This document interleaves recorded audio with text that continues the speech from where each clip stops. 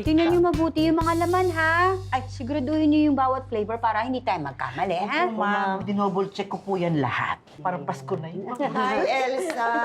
Uy! Hi! Eh, pasensya na. Bukas kasi yung pintuan nyo, dire-diretso na ako pumasok. Ay, okay lang. Walang problema.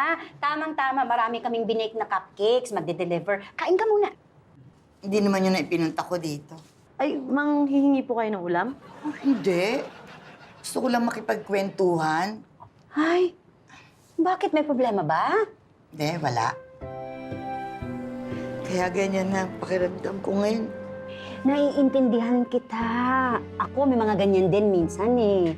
Ang pinagkaiba lang natin, marami kami dito sa bahay. Andyan si Pitoy, yung mga bata. Kaya nalilibang na rin ako. Kaya ganun nga ang sabi sa akin ni Berta. Pumunta raw ako dito. Para daw ako malibang. Ang dapat talaga sa'yo, maglibang. Yun. Hindi ko naman alam kung paano. Ay, may nakita po ako sa TikTok. Uso po yung mountain climbing, yung umaakit sa matataas na bundok. Hoy, hindi na yung kakayanan ni Aling Mimi. Maling.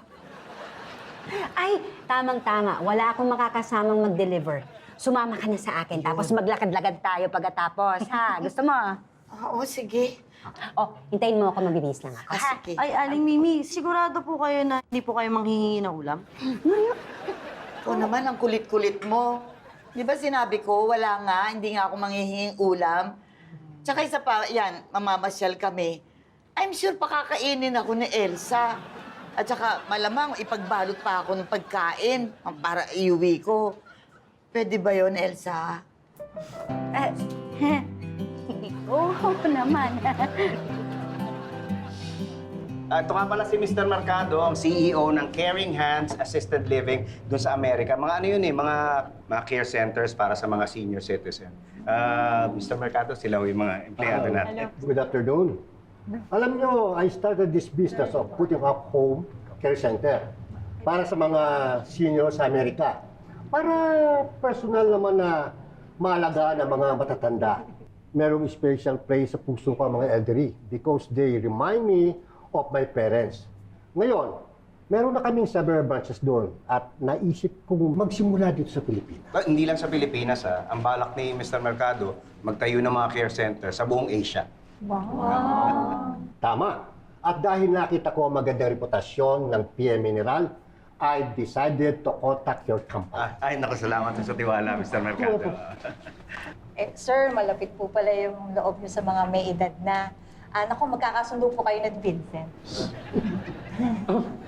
Actually po, siya po yung pinakamatanda sa aming lahat. Actually, mas maganda ang merong senior dito sa kumpanya ninyo. Para sa akin, kailangan ng mas nakatatanda dahil mas eksperyensado sila at may dedikasyon.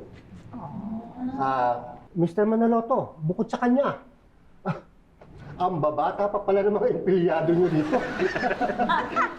Alam nyo, Mr. Mercado, may point kayo dun sa huling sinabi nyo. Ano, dapat may mga senior citizen.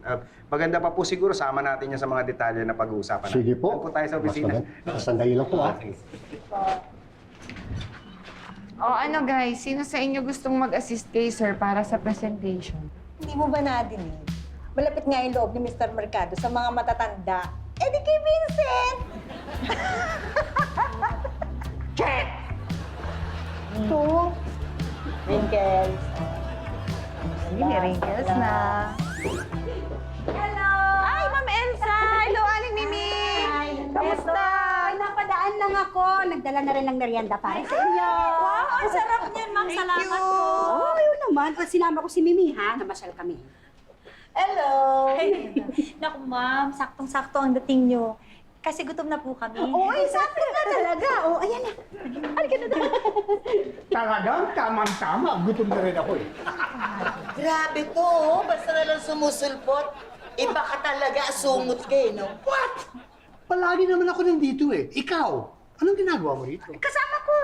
Oh. Uy! Buti napadaan kayo. Ay, Mr. Mercado, Mrs. ko po, si Elsa. Kumusta po kayo? Kumusta rin po? Empleyado kayo dito? Ay, hindi po. Bakit mukha ba ako empleyado? Alam nyo, Mr. Pipito, napakaswerte yung tagkaroon kayo ng senior citizen dito sa kumpanya niyo.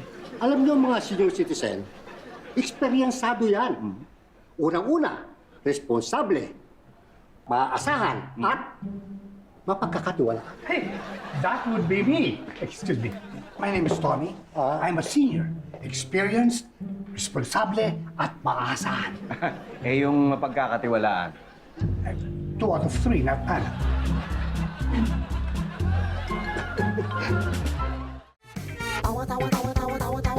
Anytime, anyone, anyhow. Halika manood at sumigaw. Anywhere in the world, everybody in the house. Click and subscribe now. You know. Click and subscribe